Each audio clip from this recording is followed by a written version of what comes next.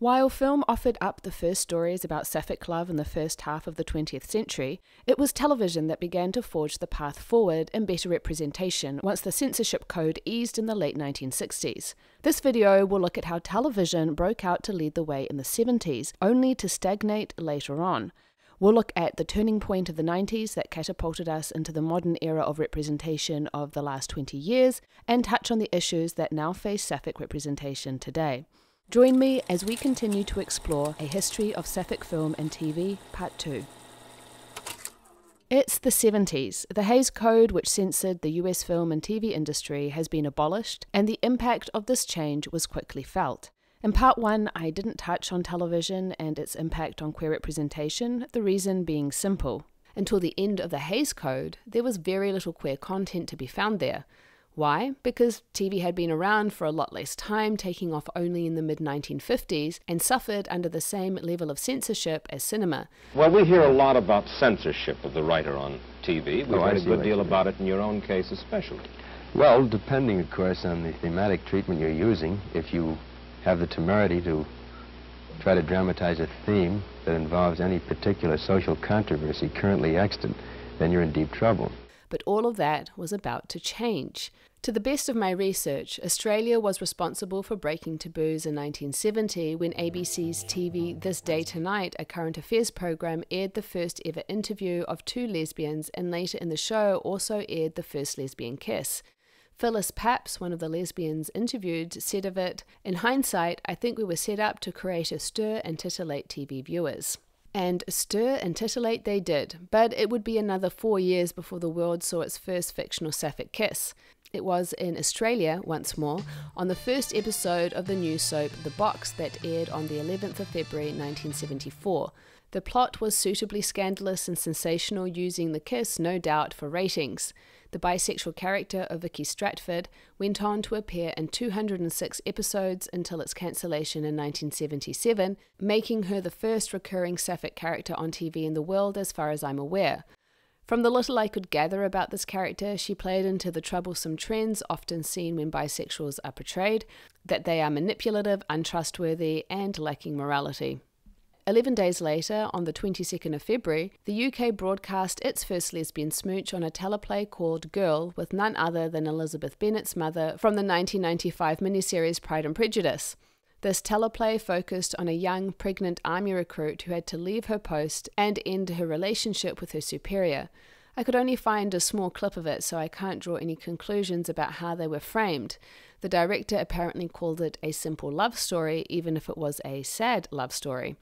Dr. Vicky Ball, a senior lecturer in film and television histories at De Montfort University, Leicester, however, said this: "Certainly the characterization of Harvey as a predatory corporal using her authoritative position to seduce new recruits in the women's army did little to help destigmatize lesbianism. As for US television, they would be almost 2 decades behind these first smooches, waiting until LA Law in 1991 to offer up a kiss on primetime TV."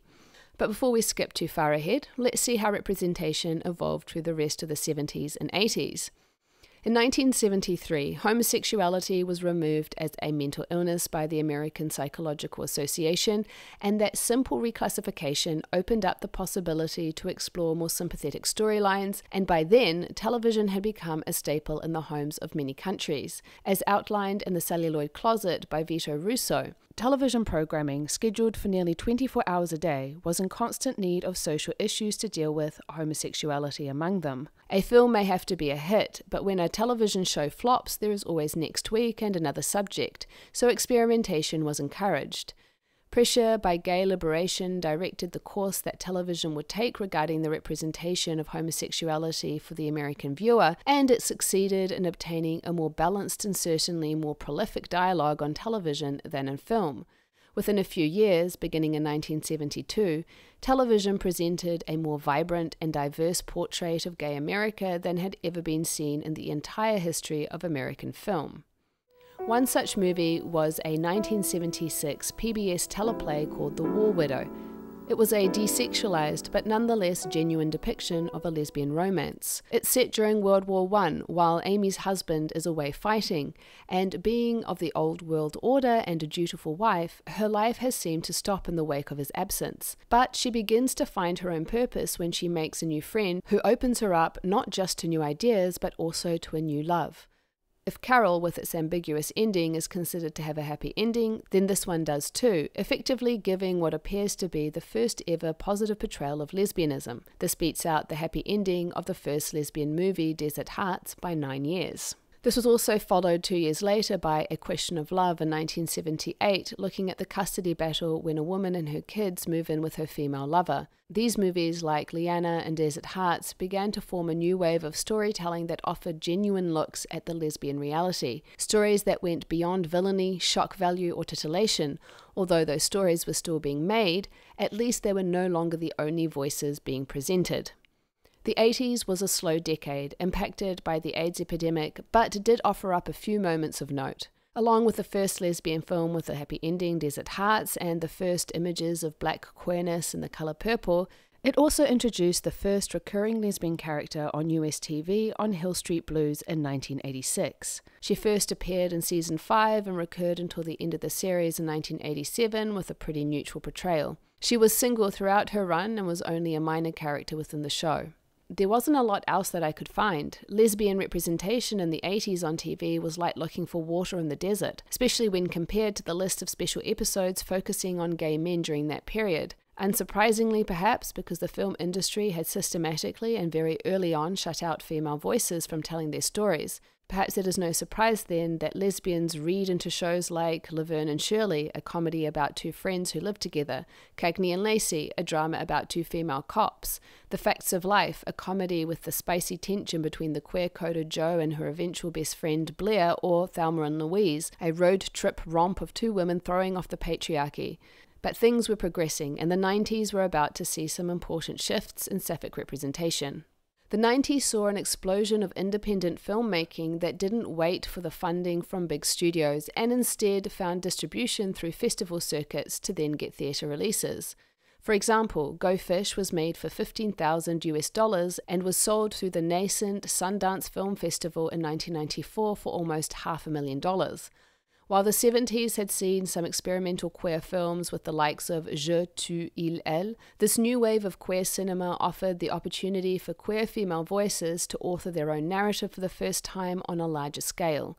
This meant more diverse voices too. I hope you'll notice how cis and white everything has been up to this point. The 90s saw the arrival of The Watermelon Woman, a black queer film made by a black queer woman. It offered a lesbian trans woman in the film Better Than Chocolate. It explored a non-Western cultural paradigm in films like Fire. The happy endings that evaded sapphic depictions for over 60 years were no longer elusive, and sapphic audiences were hungry for these films that were made by and for them. B. Ruby Rich, a scholar and critic of queer cinema, coined the term New Queer Cinema in 1992 to describe this wave of movie making which centered unapologetic, anti-heteronormative portrayals of LGBTQ communities. They were often depicted as being on the edge of society as they embraced their identities. Not surprisingly, the films of that era were again largely focused on gay men, and those were the films that found funding when it was to be had, meaning that the sapphic films of this era are clearly of the lower budget variety, a trend that would follow lesbian cinema through the following decades. While cinema was seeing something of a revolution, television was stagnating through most of the 90s. The 1991 LA Law kiss I mentioned began a trend of lesbian kisses for the purpose of shocking or enticing the viewers for ratings. Among the best-known shows to do this was Picket Fences, Roseanne, Friends, Party of Five, Ally McBeal, and Sex and the City. It wasn't bad. Kind of like chicken. And for the majority of the 90s, these instances made up the majority of lesbian representation on TV. What the hell was that? Just wanted to see what all the fuss was about. And? I've had better. Other than that, there were a few events of note. In 1994, the UK soap Brookside featured a positive sapphic lesbian storyline, making it the first soap to ever do so. Then there was Friends, which had Ross's ex-wife in a long-term stable lesbian relationship and shared custody of their son throughout the run of the show. They even had a lesbian marriage, albeit no kiss. With so little explicit representation, the major sapphic fandoms for the decade once again fell to subtext. There was, of course, Xena, which really was subtext in name only to appease the networks. There was Talia and Susan on Babylon 5, which, like Xena, was as gay as it could be without saying it. There was also ships that the creators didn't deliberately set out to make, like Janeway and Seven on Star Trek Voyager, and Kira and Jadzia Dax on Star Trek Deep Space Nine. Unlike previous decades, the fans of these pairings had the internet, which allowed sapphic audiences to connect in new and exciting ways through forums and the sharing of fanworks, essentially giving them a voice they'd never had before to create a shared interpretation of a text. Of the sapphic voices of that decade, one changed the landscape of queer representation indelibly: Ellen DeGeneres. With the accusations of toxic workplace behavior that surfaced during 2020, Ellen's affable public persona has taken a nosedive in popularity and is no doubt closely linked to the cancellation of her daytime talk show after 19 seasons. The hypocrisy of touting a mantra, "be kind," but then abusing her staff, is something I don't think she'll publicly recover from. That said, she had single-handedly done more for normalizing queer representation than any other public figure, and it's impossible to talk about a history of sapphic representation without including her in a video like this. She made a name for herself as a stand-up comedian. She was introduced to a wider audience on the Carson Tonight Show in 1986, when she did her Phoning God routine to great success. This introduced her as a funny, non-threatening, tomboyish, all-American girl next door, and audiences took to her. Eventually, this led to her own popular sitcom called Ellen, which then led to her coming out both as herself and as her character on the show in the Puppy episode at the end of her 4th season in 1997. I mean, why can't I just say the truth? I mean, be who I am. I'm 35 years old. I'm so afraid to tell people. I mean, Susan, I'm gay. This was the first time that a celebrity of her status had ever publicly come out, forcing the English-speaking world to confront homosexuality more directly than ever before. She came out on the cover of Time magazine. She was publicly in a relationship with Anne Heche at the time, and they both appeared on Oprah. She was interviewed by Diane Sawyer on the Current Affairs program 2020. More high profile could not have been possible. Then, in short order, Ellen Morgan on the sitcom also came out. The initial response by Hollywood seemed to be one of support. The ABC network, a division of the Walt Disney Channel, more or less supported the move, and there were a number of celebrities who took on cameo roles.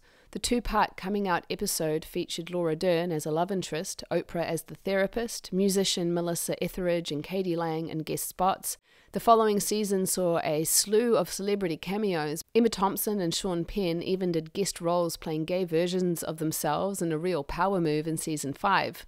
Ellen had support within the industry, but alas, the industry is a business. With declining ratings, advertisers running scared, fervent religious pushback, and the feeling that Ellen was being too gay with her sitcom led to its cancellation in 1998. A year ago, DeGeneres said she was going to keep her audience comfortable and bring them along slowly on gay themes. And when we reviewed all 21 Ellen episodes, and this is subjective, 13 out of the 21 were primarily about gay themes.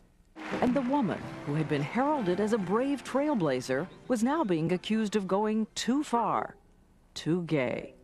Being too gay meant Ellen spent a number of years barely working. It wasn't until she got her talk show and cemented herself on daytime television as the funny, kind lesbian next door that she found her footing in the industry once more.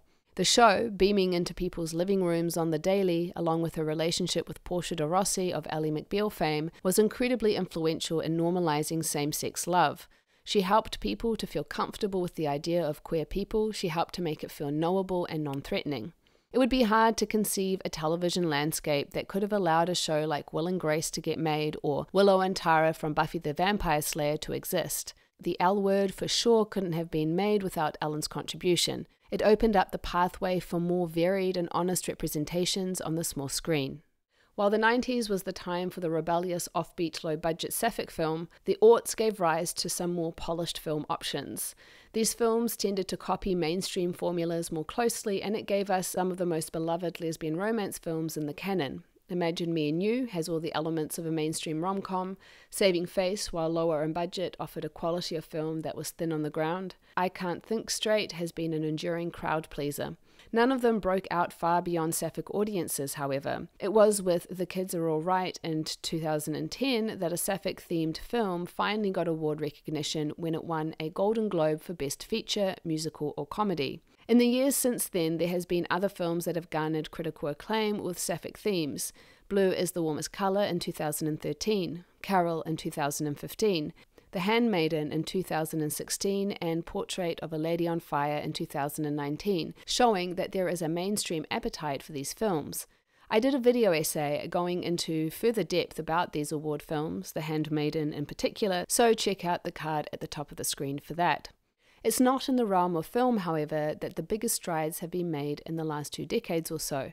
Television as a medium has grown in importance, reflected by the budgets and scope of storytelling they're allowed. It only makes sense that important milestones in sapphic representation have taken place there.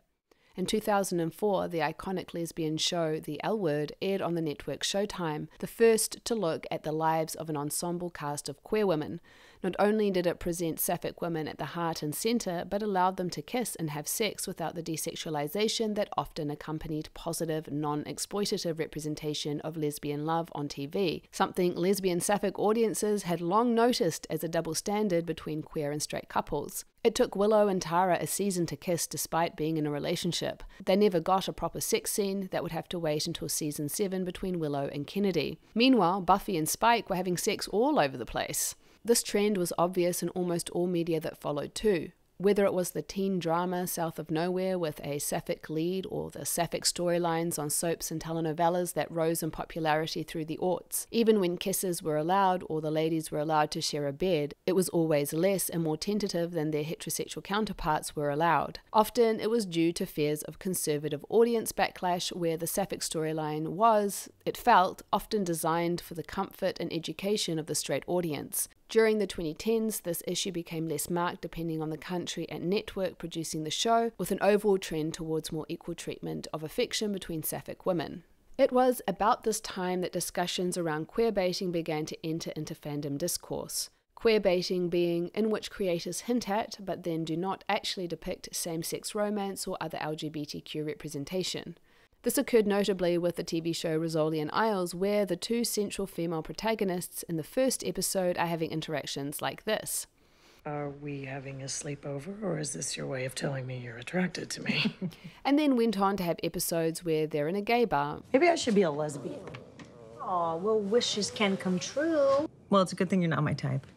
What do you mean I'm not your type? That is so rude.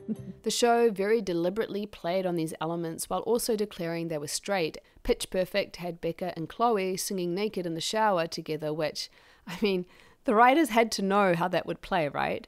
Even if they didn't, the sequel clearly teased the dynamic with no intention of making their leads gay for each other.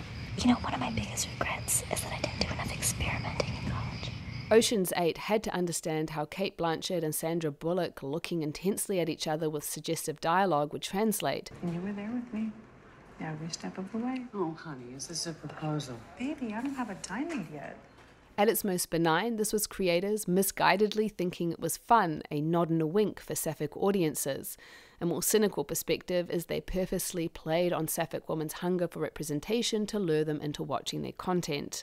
While these instances seem particularly purposeful, there are a number of times where it was less clear if the creators intended a particular dynamic between 2 women on screen to be so damn gay or not. Emma Swan and Regina Mills from Once Upon a Time and Cara Danvers and Lena Luthor from Supergirl are examples of this, where sapphic audiences quickly picked up not only on a natural chemistry between their leads, but saw arcs between them that positively begged for the 2 to get together.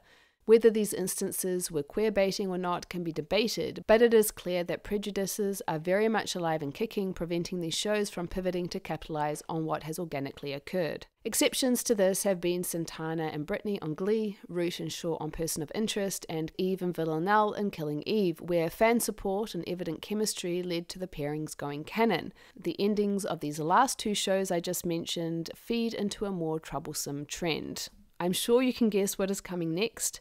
The bury your gays trope. The bury your gays trope refers to a commonly used storytelling technique of killing off queer characters.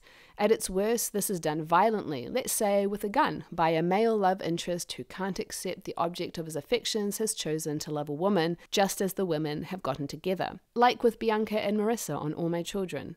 It could equally come in the form of a freak stray bullet like with Willow and Tara, or a freak stray bullet at Pepper and Sylvia's wedding. It didn't have to be gun violence, it could just as well be a bomb, stabbing, car accident, or a stroke, to name a few. Autostraddle has been keeping a list of these unfortunate events, link in the description below.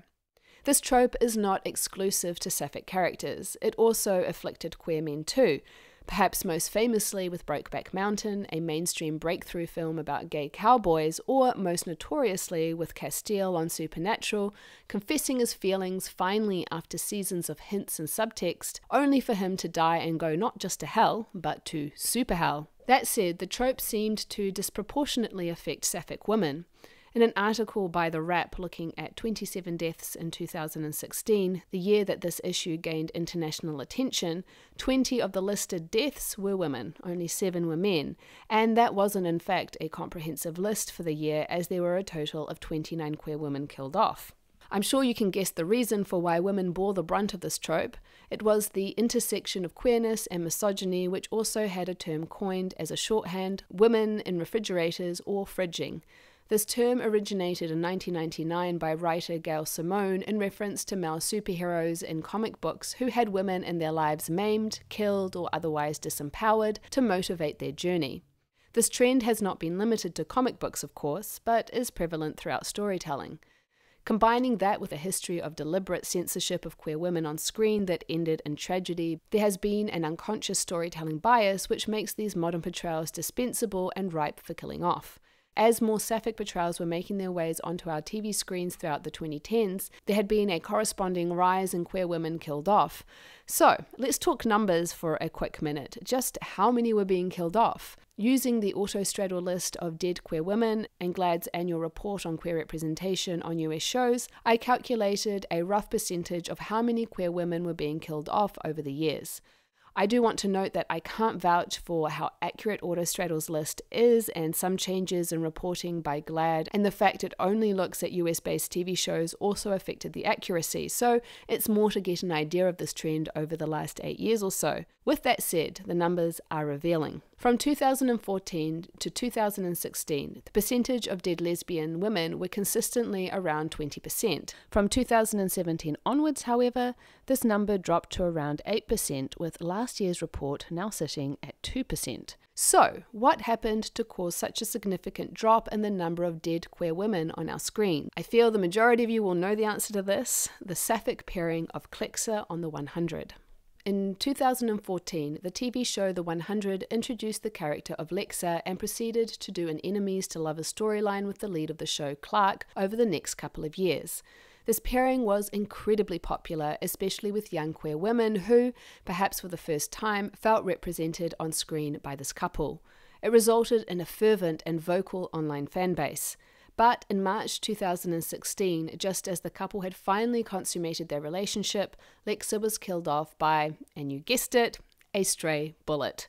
There was a huge fan outcry which led to trending Twitter tags, to fundraising for the Trevor Project, which focuses on suicide prevention for LGBTQ youth in the US, and to numerous online articles looking more closely at the bury your gays trope. Lexa's death was only the beginning of a high body count for the year, and as each new sapphic character died, the outrage at how easily dispensable they were solidified the sentiment that it had to change. Major publications picked up on the news, helping it to spread into mainstream discourse, and it had a tangible effect. Over the next 6 years, even as queer representation has increased, the number of queer deaths has dramatically dropped. It's a tangible win for sapphic representation, in the US at least. The diversity of these characters have also significantly increased on all fronts, be it ethnic diversity, disability, trans, or non-binary representation. Ace representation appears to be the one outlier. A reason, I think, for this trend is due to the rise of online streaming. TV series have been able to be more diverse because they don't need to appeal to the masses the way they used to. I think this is well epitomized in the recently released TV series A League of Their Own, with its diverse characters, diverse identities, and diverse creative team. A show like this could not have been made 10 years ago.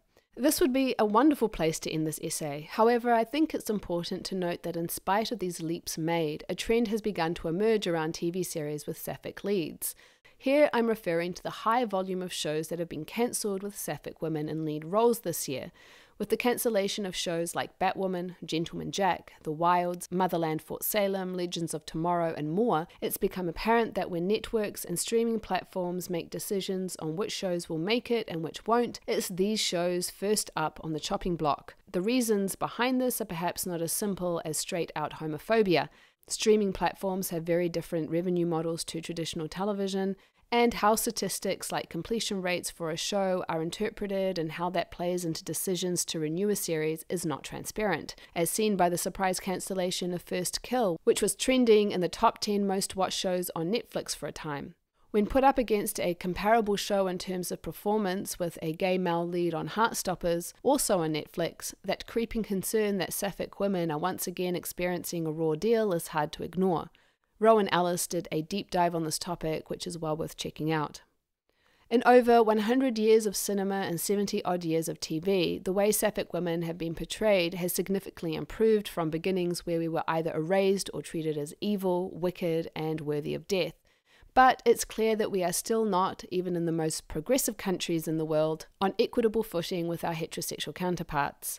If recent repeals around trans and abortion rights in the US are anything to go by, and let's be clear that the US has been setting some worrying international trends, it signals how tenuous our position is, both in terms of gaining sapphic representation and in terms of retaining hard-won rights and acceptance in society. Feel free to share your thoughts on this history of sapphic film and TV. Check out my other videos, and until next time, lady lovers.